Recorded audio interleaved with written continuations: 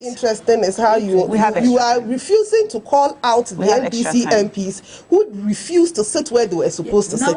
But you are rather on the case on the NPP MPs who says we will not come and fight you over our seats. And that's that. You have a problem with that. The point is this: the NDC MPs should have sat where they were going to sit. So the speaker came in to determine what was supposed to be done. So if there's any form of disrespect here, it is from the NDC MPs, not the NPP ones. All right, Beatrice, let me come to you now. Okay, I want to say that growing up, when something happens, my mother will call you, and when you're about speaking, she will say you should stand in a certain way because you're a lady. And when you start speaking, she will also say, don't start this way because you're a lady. So there are things you can say in public, and there are things you can say in private. I think this morning, I will not glorify the disrespect. I will not descend into the gutters. I think that we have to raise the level of the discussion. And so far, it was a very smooth discussion until such a disrespect.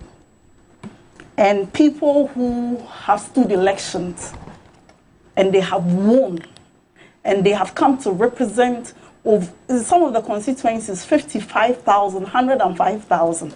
You went to an election, you couldn't get more than 10 votes.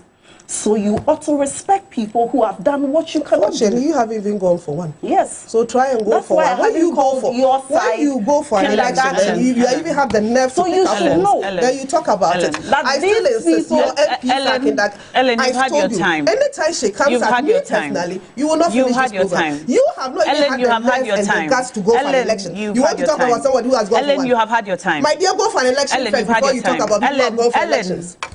With all your Ellen, you had your time. I haven't had my time. You should have called her out. You have had your time. Personally. When you come at me personally, you will not speak. I stated the fact. You will not speak.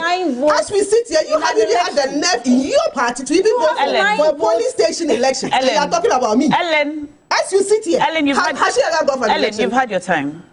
Beatrice, please make a submission without referring to me. Then you can make yours. Otherwise, as you sit here, your own party, you have no respect. You're coming talking about somebody who has gone for an election. So I'm have the nerve, go for an election. Then you can talk about that. Until that, my dear, go straight to your point.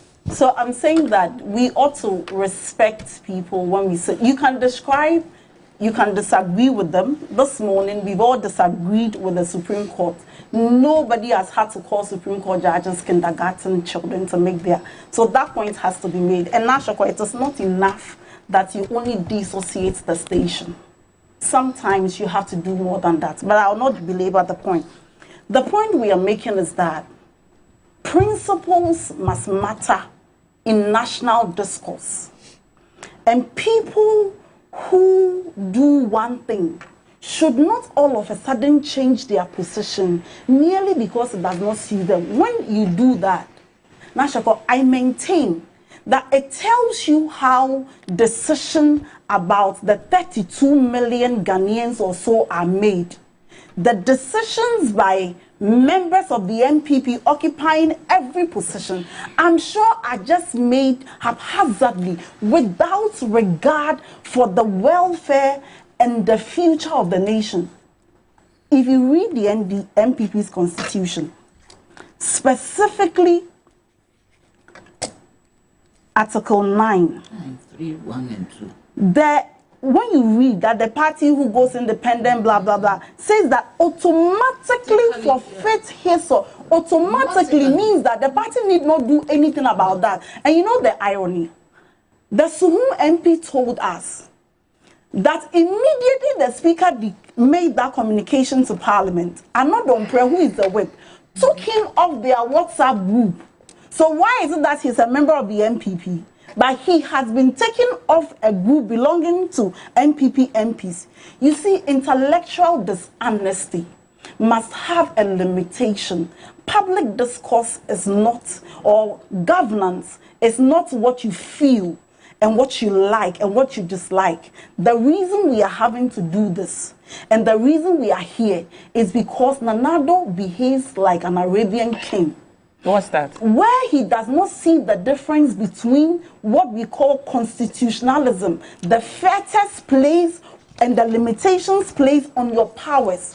We've had these issues before, 2020. Whether a member has crossed carpet, has forfeited the seat, we've had those issues before. Parliament has always found a way to go about this. There are NPP, MPs, yes, and Tenyonu and all those people. Parliament have found very civilized ways to go about it. The reason we are discussing this mess and this constitutional crisis is because of the president's ego. When Esiama left the party to go and contest as an independent candidate, he went to Fomena to say that he cannot work with Esiama.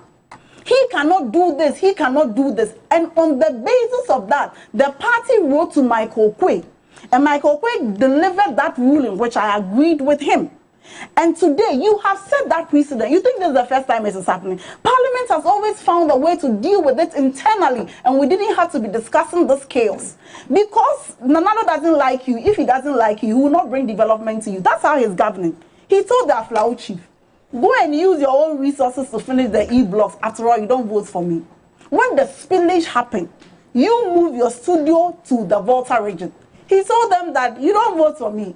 If not because I'm president, actually, I wouldn't have been coming here. You said that was a light-hearted statement. The president goes around joking. Governance now is a joke. When the Kumfi chiefs came, what did he say? And it was taken in out of context. So what about the Kumfi chief? What about the fact that the president commands chiefs to get up and then greet him? If you don't do that, the bodyguard may probably shoulder you. It matters not. You see, we are living in a time of crisis. Crisis which we have imposed on ourselves because we voted for a group of people who feel so entitled as if Ghana is their inheritance. Check the record of the NPP. From the time of Nkrumah, they have always believed that Ghana is their inheritance. They believe that they are more Ghanaians than anybody. And so they don't treat Ghana like the resources are ours. Look at what they are doing with the Japa. Look at what they did with PDS. Look at how Nanado is using state money, dishing it out to the children as if there is no tomorrow. We are in this constitutional crisis because the president does not respect what we call constitutionalism. Every president knows that there are limitations. Everything may be permissible, but not everything is beneficial. Until we vote this arrogant government out, nothing will change. All right.